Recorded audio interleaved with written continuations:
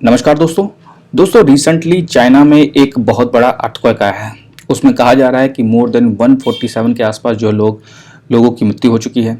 87,000 people के आसपास जो है वहाँ पे डिस्प्लेस हो चुके हैं और 15,000 के आसपास वहाँ पे जो है लगभग होम्स जो हैं पूरी तरह से गिर चुके हैं। ये भूकंप जो जहाँ पर आया है उसके बारे में बताएंगे। उसके बाद मैं बताऊंगा कि किस तरीके से जो है भूकंप जो है अक्सर जो है आया करते हैं और ये जो भूकंप था वो कैसे डिफरेंट है। साथ साथ चाइना के बारे में बताएंगे, उसकी मैप टोपोग्राफी को समझेंगे और साथ साथ इंटरप्लेट मूवमेंट हुआ है और अर्थक्वेक किस तरीके से होते हैं, इन सभी के बारे में आज डिस्कस करेंगे ताकि आपको ओवरऑल अंडरस्टैंडिंग हो चाइना में जो भूकंप आया है, साथ साथ वर्ल्ड में जिस तरह से रिएक्शन है इसके बारे में भी समझेंगे। तो चलिए शुरुआत करते हैं। तो दोस्तों रिसेंटली जो अर्थक्वेक चाइना में आया है उसने एक तरह से हैवोक क्रिएट कर दिया है। वैसे 2022 में भी आया था मगर इतना बड़ा नहीं था। इस बार जो है 6.2 रिक्टर स्केल का भूकंप चाइना में आया है। उसमें 87,000 के आसपास जो है लोग एक तरह से डिस्प्लेस हुए हैं, प्रभावित हुए हैं। कहा जा रहा है ये आंकड़ा 1.5 लाख के आसपास है और 15,000 के आसपास जो होम्स हैं वो डिस्ट्रॉय हो चुके हैं, पूरी तरह से डिस्ट्रॉय हो चुके हैं। अब दोस्तों आपको पता होना चाहिए कि इस समय जो है चाइना में बेहद ही ठंड पड़ रही है। अब कारण आपको पता है कि जब ठंड ऐसे पड़ती है जब सन की डायरेक्ट रेज जो होती हैं वो सीधा नहीं पड़ रखी होती हैं तो ठंड पड़ती है। इस समय जो है चाइना जो है ऊपर की तरफ आ जाता है तो सन की डायरेक्ट रेज वहाँ पे नहीं पड़ती तो ये ज़्यादा ठंडा हो जाता है। तो यही कारण है कि वहाँ पे ठंड है, वेदर बड़ा कोल्ड है। -10 डिग्री सेल्सियस से लेकर -24 डिग्री सेल्सियस तक वेदर वहाँ पहुँच गया है। इस तरह की हार्श कंडीशन में वहाँ के जो रेस्क्यू एफर्ट जो चल रही है वो भी बहुत ही एक तरह से उनको भी डिफ़िकल्टी फेस करनी पड़ रही है। सबसे पहली बात तो ये कि वहाँ पे जो लोग रह रहे हैं उनको बड़ा प्रभाव हुआ है और यही कारण है कि उनको सबसे पहले सेटल किया जा रहा है। उसके बाद जो है जान माल का नुकसान हुआ है, काफ़ी चीज़ें हुई हैं और इंफ्रास्ट्रक्चर का तो नुकसान हुआ ही है। दोस्तों अगर मैं मैप की लोकेशन के बारे में बात करूँ तो ये कुछ इस तरीके से आप देख सकते हैं, जिसमें कि ये गांजो एरिया है, ये किंगाई एरिया है। इसके जो बॉर्डर एरिया है यहाँ पर ही चाइना में जो है एक तरह से भूकंप आए हैं। ये बहुत सारी जो एरियाज़ हैं ये अर्थक्वेक प्रोन एरियाज़ हैं जिसमें अक्सर जो है भूकंप देखने को मिलता है। पिछली बार भी जो है जिनजिंग और के आसपास और गांजाओ की बॉर्डर एरिया में जो है यहाँ पर भी भूकंप आया था। तो इस तरह के जो इंसिडेंट कई बार जो है चाइना की धरती पे हुए हैं। अब इसके क्या कारण हैं, किस तरीके का भूकंप था, इसको भी समझने की कोशिश करेंगे। मगर उससे पहले आप मैप को समझ लीजिए थोड़ा। देखो दोस्तों, ये रहा तिब्बत ऑटोनोमस रीजन हो गया, ये हाक्साई हो गया, ये किंगाई प्रोविंस है, ये चाइना का गांजू प्रोविंस है। इन दोनों का जो बॉर्डर है इनके बीच में जो है यहीं कहीं भूकंप आया है इस समय।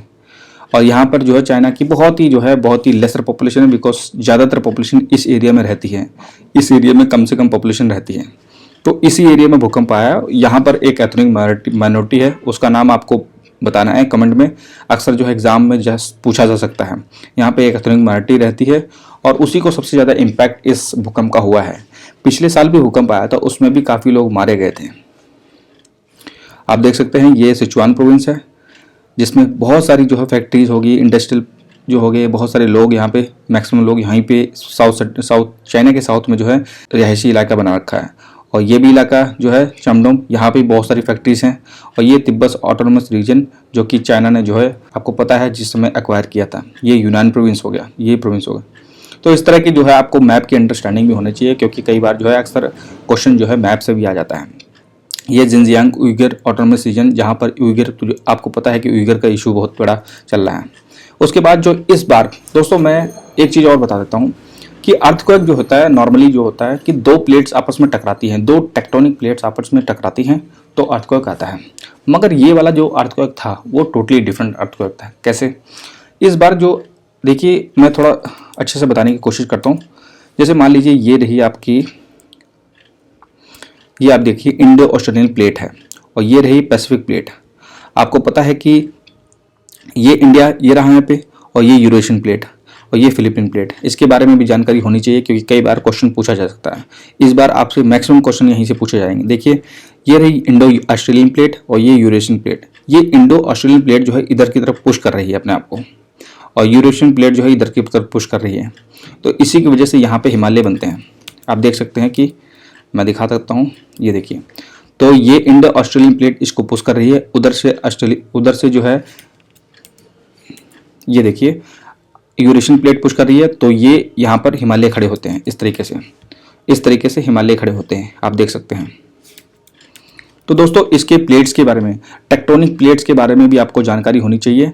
तो ये जो टेक्टोनिक प्लेट्स हैं ये अक्सर लगातार मूवमेंट तो करती रहती हैं, मगर इस बार जो चाइना में जो इस बार भूकंप आया है वो टेक्टोनिक प्लेट्स के अंदर जो एनर्जी रिलीज हुई है उसकी वजह से आया है, और पिछले साल भी इसी वजह से आया था।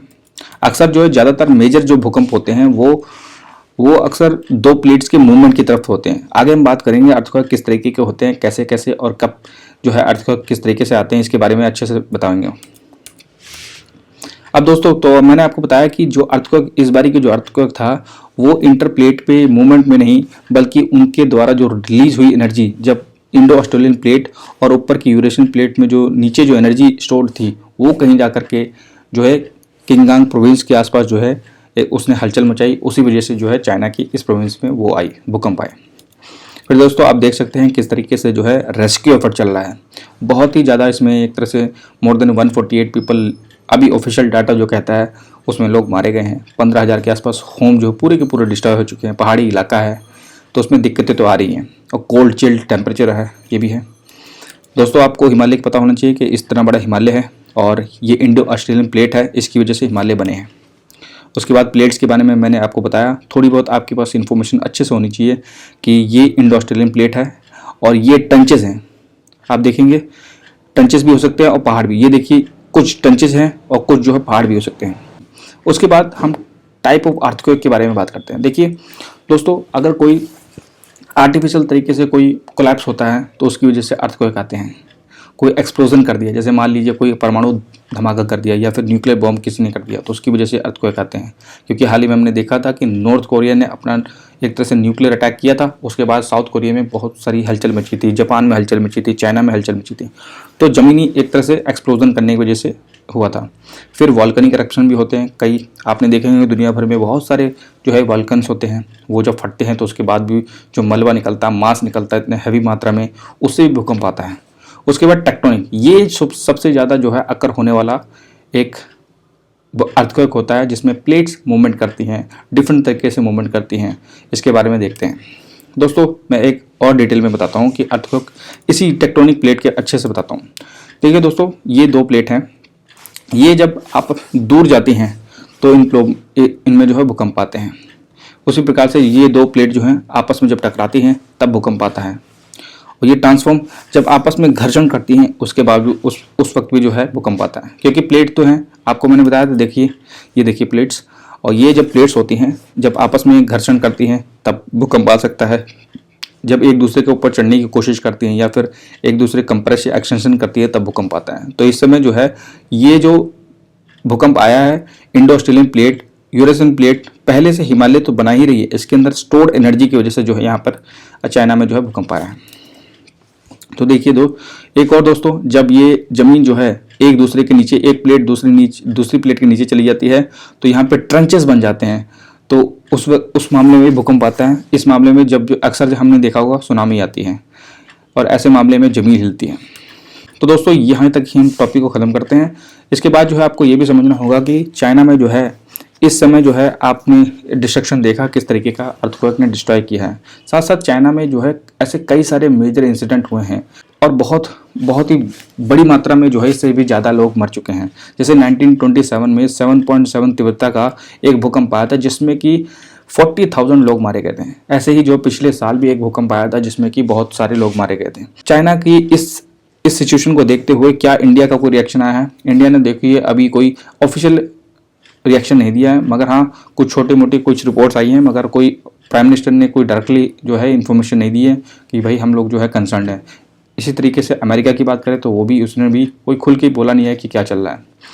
अब दोस्तों ऐसी स्थिति ये है, दुनिया की स्थिति बता दी मैंने आपको, अर्थक्वेक बता दिया क्यों हुआ अर्थक्वेक, और साथ साथ जो है चाइना जो एज ए नेशन बारे बता दिया कि भाई चाइना जो है एक डेमोक्रेसी है नहीं, वहाँ पे कम्युनिज्म फॉलो करते हैं, वहाँ पे मीडिया को कोई ओपिनियन नहीं होता, वहाँ पे जो ओपिनियन होता है वो सरकार का ओपिनियन होता है। इसलिए जो है जितना खुलापन नहीं होता है तो उस देश को जो है सपोर्ट जो है वो मिलता नहीं। और साथ साथ जो है चाइना एक रोक कंट्री के रूप में उभर के आया है। इसने दुनिया का ट्रस्ट लूज करने की कोशिश की है। दोस्तों दुनिया में अगर आप भरोसा नहीं जीत पाएंगे तो आपके साथ कोई नहीं खड़ा हो सकता। यही हो रहा है इस समय चाइना के साथ। तो दोस्तों आज का मुद्दा, आज का टॉपिक हम यहीं पे ख़त्म करते हैं। आप इस पूरे टॉपिक को अच्छे से समझने की कोशिश कीजिए, टेक्टोनिक प्लेट को समझिए, भूकंप कैसे होते हैं उसको समझिए, और साथ साथ चाइना के मैप को अच्छे से स्टडी करिए। तो दोस्तों थैंक यू सो मच।